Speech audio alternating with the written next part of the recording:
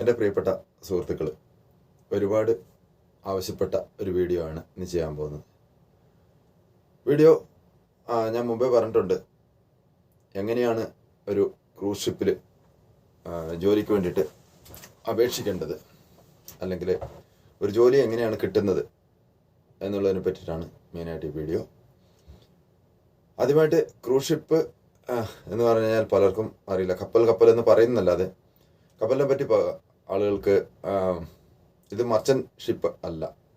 ഒന്നാമത്തെ ചോദ്യം, മർച്ചൻറ്റ് ഷിപ്പാണെന്ന് പലരും ചോദിക്കുന്നത്. ഇത് മർച്ചൻറ്റ് ഷിപ്പല്ല, ഇത് ക്രൂസിംഗ് ലൈനാണ്. ക്രൂസിംഗ് ലൈൻ എന്ന് പറഞ്ഞു കഴിഞ്ഞാൽ യാത്രക്കാരുമായി പോകുന്ന, ടൂറിസ്റ്റുകളുമായി പോകുന്ന കപ്പലുകളാണ്. കൊച്ചിയിലൊക്കെ വരാറുണ്ട്. സാധാരണ കൊച്ചിയിലുണ്ട്, മംഗലാപുരത്തുണ്ട്, ഗോവ, മുംബൈ, ചെന്നൈ. അപ്പോൾ ഞാനിതിൽ ഏകദേശം മുംബൈയിലും ഗോവയിലും മംഗലാപുരത്തും ചെന്നൈയിലൊക്കെ പോയിട്ടുണ്ട്, കൊച്ചിയിലും പോയിട്ടുണ്ട്. അപ്പോൾ എന്തായാലും നല്ല അനുഭവം യാത്രക്കാർക്ക് നൽകുക. അതായത് വിദേശ യാത്രക്കാരാണ് കൂടുതലും ഉണ്ടാകുക. ഇന്ത്യക്കാർ വളരെ കുറവാണ് ക്രൂസിംഗ് ലൈനിൽ യാത്ര ചെയ്യുന്നത്. ഒന്നാമത് എക്സ്പെൻസീവാണ്, ടിക്കറ്റ് വളരെ എക്സ്പെൻസീവാണ്. അതുകൊണ്ടാണ് ഇന്ത്യക്കാർ വളരെ കുറവുള്ളത്. ഇപ്പോൾ ഇവിടുത്തെ ജോലിയെ പറ്റിയാണ് നമ്മൾ സംസാരിക്കേണ്ടത്. ക്രൂസിംഗ് ഷിപ്പിനെ പറ്റിയിട്ടോ അല്ലെങ്കിൽ ഷിപ്പ് ഇങ്ങനെയാണ് അതായതെന്ന് പറഞ്ഞിട്ട് നമ്മൾ വെറുതെ സമയം കളയേണ്ട കാര്യമില്ല. അപ്പോൾ പെട്ടെന്ന് തന്നെ കാര്യത്തിലേക്ക് വരാം. ക്രൂസിംഗ് ലൈനിൽ ജോബ് എന്ന് പറഞ്ഞു കഴിഞ്ഞാൽ ഒരുപാട് ഡിപ്പാർട്ട്മെൻറ്റുകളുണ്ട്. ഡിപ്പാർട്ട്മെൻ്റ് എന്ന് പറഞ്ഞു കഴിഞ്ഞാൽ മെയിനായിട്ടുള്ള ഡിപ്പാർട്ട്മെൻ്റ് എന്ന് പറഞ്ഞാൽ ഡെക്ക് ഡിപ്പാർട്ട്മെൻറ്റ് ഒന്ന്, എൻജിൻ ഡിപ്പാർട്ട്മെൻറ്റ് ഒന്ന്, പിന്നെ ഒന്ന് ഹോട്ടൽ ഡിപ്പാർട്ട്മെൻറ്റ്. ഹോട്ടൽ ഡിപ്പാർട്ട്മെൻറ്റിൽ ഒരുപാട് ഡിപ്പാർട്ട്മെൻറ്റുകളുണ്ട്, സബ് ഡിപ്പാർട്ട്മെൻറ്റുകളുണ്ട്.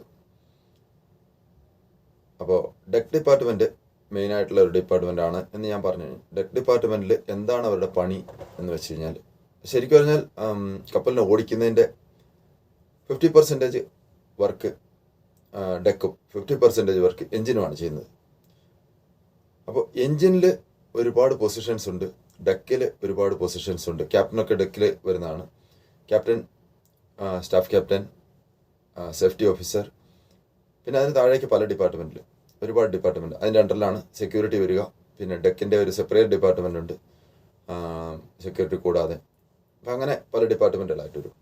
ഇനി എൻജിൻ്റെ ഇതിലേക്ക് പോയി കഴിഞ്ഞാൽ ചീഫ് എഞ്ചിനീയർ മുതൽ താഴേക്ക് ഒരുപാട് പൊസിഷൻ അവിടെയുണ്ട്. ഏറ്റവും താഴെ എന്ന് പറഞ്ഞാൽ വൈപ്പർ എന്ന് പറയുന്ന ഒരു പൊസിഷനാണ്. അപ്പം എന്തായാലും ഡിപ്പാർട്ട്മെൻറ്റുകൾ ഇങ്ങനെയൊക്കെയാണ്. അപ്പോൾ ഹോട്ടൽ ഡിപ്പാർട്ട്മെൻറ്റിൽ പ്രത്യേകത എന്ന് പറഞ്ഞാൽ ഹോട്ടൽ ഡിപ്പാർട്ട്മെൻറ്റിലാണ് കൂടുതൽ അവസരങ്ങളുള്ളത്. ഒരു 2000 ജോലിക്കാരുള്ള ഒരു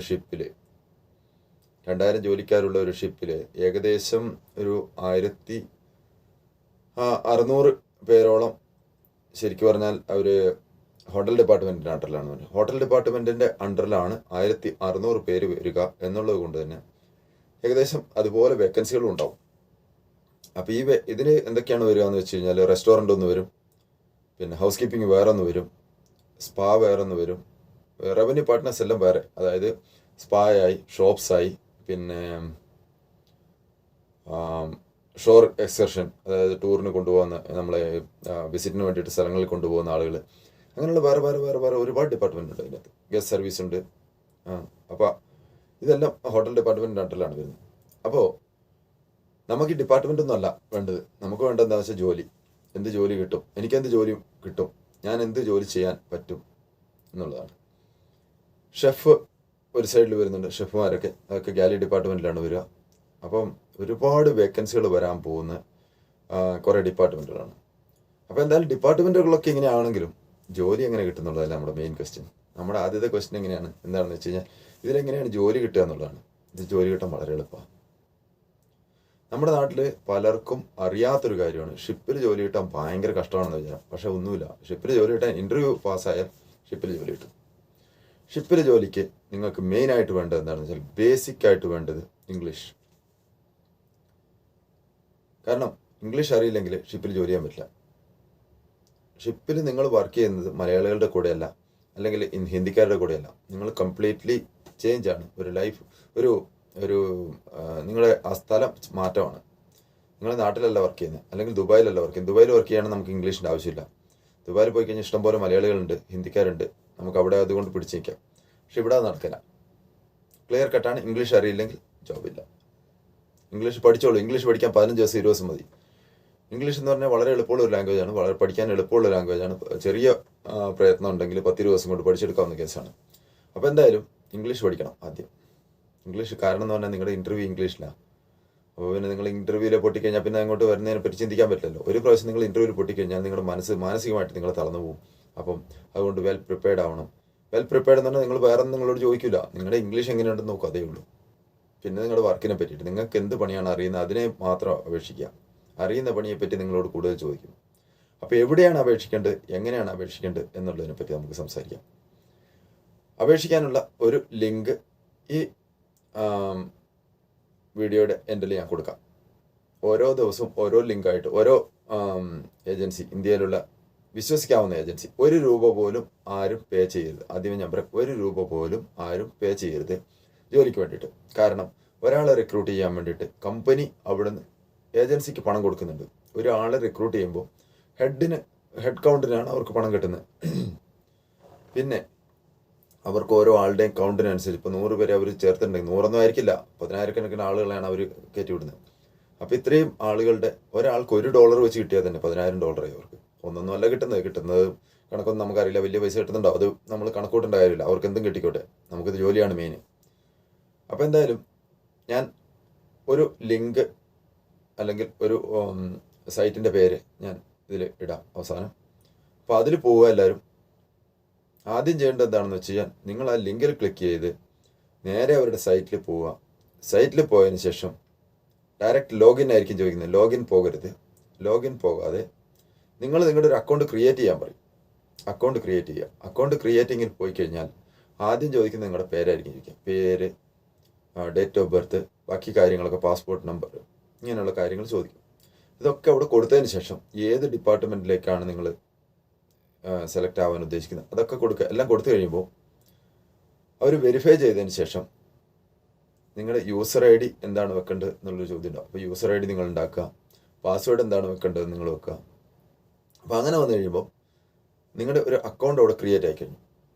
ഈ അക്കൗണ്ട് ക്രിയേറ്റ് ആയി കഴിഞ്ഞാലുള്ള ഗുണം എന്താണെന്ന് വെച്ച് കഴിഞ്ഞാൽ നമ്മൾ ഓരോ പ്രാവശ്യവും ചെല്ലുമ്പോൾ നമുക്ക് ഇതുപോലെ മൊത്തം കാര്യങ്ങൾ ചെയ്യേണ്ടി വരില്ല. അത് രണ്ടാമത് ചെയ്യാൻ പറ്റില്ല. ഒരിക്കൽ നിങ്ങൾ ചെയ്ത് കഴിഞ്ഞാൽ രണ്ടാമത് ചെയ്യാൻ പറ്റില്ല. ഒരു പ്രാവശ്യം നിങ്ങളതിൽ സൈറ്റിൽ നിങ്ങളുടെ കാര്യങ്ങളെല്ലാം പാസ്പോർട്ട് നമ്പറൊക്കെ അപ്ഡേറ്റ് ചെയ്ത് കഴിഞ്ഞാൽ വീണ്ടും നിങ്ങൾക്ക് വേറെ അക്കൗണ്ടിൽ നിന്ന് ചെയ്യാൻ വിഷമമാണത്. അപ്പോൾ അതുകൊണ്ട് ഒരു പ്രാവശ്യം ചെയ്യുക. ആ യൂസർ ഐ ഡിയും പാസ്വേഡും എഴുതി വെക്കുക. അടുത്ത പ്രാവശ്യം അവരുടെ സൈറ്റിൽ പോകുമ്പോൾ ലോഗിൻ എന്നുള്ള കാണും. ലോഗിനിൽ യൂസർ ഐ ഡിയും പാസ്വേഡും കൊടുത്ത് ലോഗിൻ ചെയ്യുക. ലോഗിൻ ചെയ്ത് കഴിഞ്ഞാൽ നിങ്ങൾക്ക് കാണാം ഏതൊക്കെയാണ് പുതിയ വേക്കൻസി വന്നിട്ടുള്ളതെന്നാണ്. അപ്പോൾ അതിൽ നിങ്ങൾക്ക് ഏതാണ് സ്യൂട്ടബിൾ ആവുന്നത് നിങ്ങൾ അതിന് അപ്ലൈ ചെയ്യുന്നു. അപ്ലൈ ചെയ്ത് കഴിഞ്ഞാൽ നിങ്ങൾ അവരുടെ ക്രൈറ്റീരിയ എല്ലാം കണക്കായിട്ട് നിങ്ങൾ എത്തുന്നുണ്ട് എന്ന് കണ്ടു കഴിഞ്ഞാൽ അവരുടനെ നിങ്ങൾക്ക് മെയിൽ ചെയ്യും. ഓക്കെ, നിങ്ങൾ ഇൻ്റർവ്യൂവിന് വേണ്ടിയിട്ട് സെലക്ട് ആയിട്ടുണ്ട്.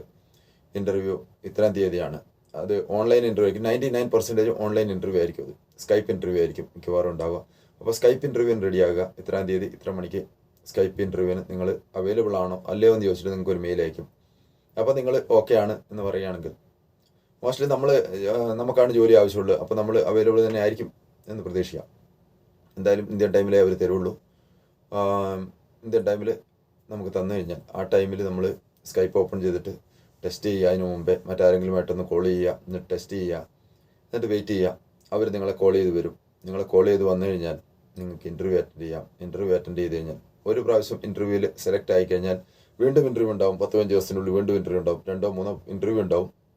ഇൻ്റർവ്യൂ ഇത്ര ടഫ് ക്വസ്റ്റ്യൻസ് ഒന്നും ചോദിക്കില്ല. നിങ്ങൾ അതിനെപ്പറ്റി വിചാരിക്കുക വേണ്ട. നിങ്ങൾക്ക് എന്തറിയാം എന്നുള്ളതാണ് അവർക്കറിയേണ്ടത്. പിന്നെ നിങ്ങൾക്ക് ആ കമ്പനിയെ പറ്റി എന്തറിയാം എന്നതിനെ പറ്റിയാണ് അവർക്കറിയേണ്ടത്. മറ്റൊന്നും അവർ ചോദിക്കില്ല. നിങ്ങൾ മുമ്പ് എവിടെയും വർക്ക് ചെയ്തിട്ടുണ്ടോ, എവിടെയായിരുന്നു വർക്ക് ചെയ്യുന്നത്, ഇതൊക്കെ മാത്രം ഇങ്ങനെയുള്ള കാര്യങ്ങളെ ചോദിക്കുള്ളൂ. അപ്പോൾ എന്തായാലും ഞാൻ ഈ വീഡിയോയുടെ എൻഡിൽ ഒരു ലിങ്ക് ഇടാം. അതിൽ പോവുക. എല്ലാവരും അതിൽ പോയിട്ട് നിങ്ങളുടെ രജിസ്റ്റർ ചെയ്യുക. രജിസ്റ്റർ ചെയ്തതിന് ശേഷം CV അപ്ലോഡ് ചെയ്യുക. അപ്പം പറയുന്നതിനിടയ്ക്ക് വിട്ടുപോയി. CV കൂടെ അപ്ലോഡ് ചെയ്യേണ്ടി വരും. CV ഒക്കെ റെഡിയാക്കി വെക്കണം. ഫോണിലോ അല്ലെങ്കിൽ കമ്പ്യൂട്ടറിലോ എവിടെയാണെന്ന് വെച്ച് കഴിഞ്ഞാൽ ഫോട്ടോ വേണം, പാസ്പോർട്ടിൻ്റെ ഫോട്ടോ കോപ്പി വേണം. ഇതൊക്കെ റെഡിയാക്കി വെച്ചതിന് ശേഷം തുടങ്ങാം.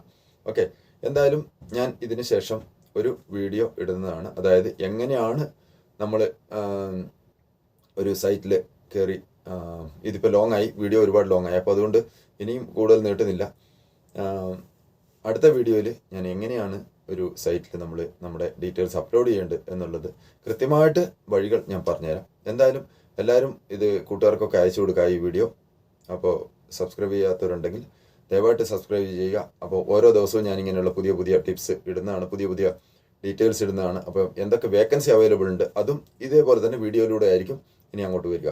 അപ്പോൾ എന്തായാലും താങ്ക് യു വെരി മച്ച്. എല്ലാവർക്കും ഒരു നല്ല ജോലി ലഭിക്കട്ടെ എന്ന് ആശംസിക്കുന്നു. Thank you.